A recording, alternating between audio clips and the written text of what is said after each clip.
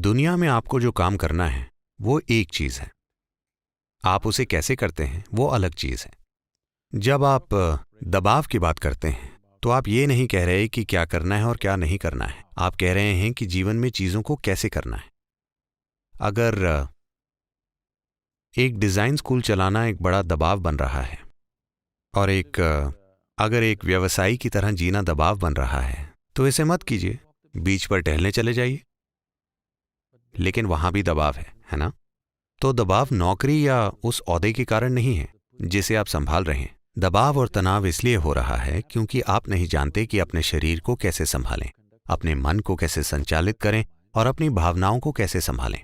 ये इंसानी सिस्टम इस धरती पर सबसे परिष्कृत मशीन है। क्या आपने इसका यूजर मैनुअल पढ़ा है?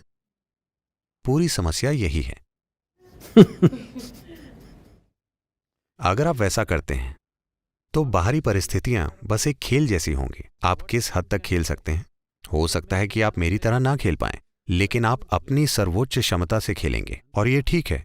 आपको किसी दूसरे की तरह नहीं खेलना है, लेकिन आपको अपनी सर्वोच्च क्षमता से खेलना चाहिए। अगर उसकी खोज नहीं की गई है, जब आप पर दबाव पड़ता है तो उसकी खोज नहीं हो पाएगी। जब आप पर दबाव पड़ता है, जब आप तनाव में होते हैं तो आप अपनी पूरी क्षमता के साथ नहीं जिएंगे।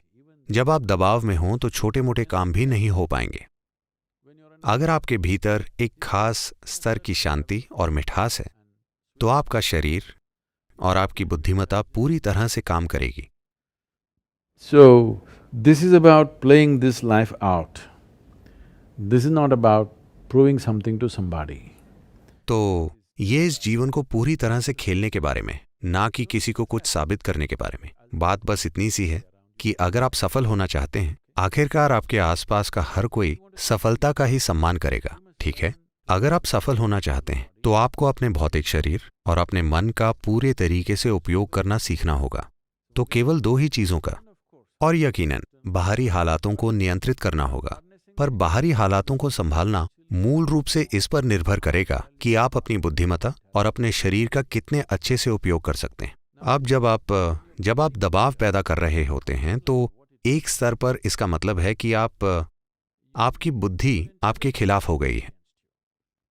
ये आपके लिए काम नहीं कर रही, ये आपके खिलाफ काम कर रही है। किसी और को आपको पीड़ा देने की जरूरत नहीं है, आप उसे खुद ही पैदा कर रहे हैं।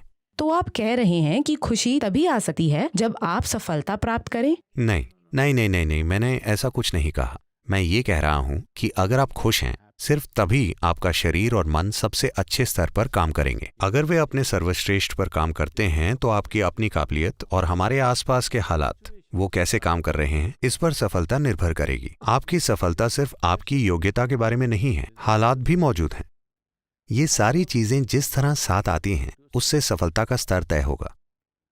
तो मैं ये कह रहा हूं कि आप खुद जैसे हैं वो पहला कदम है, आप जो करते हैं वो दूसरा कदम है। लेकिन हर कोई दूसरे कदम को पहले उठाने की कोशिश कर रहा है और ये कभी काम नहीं करेगा।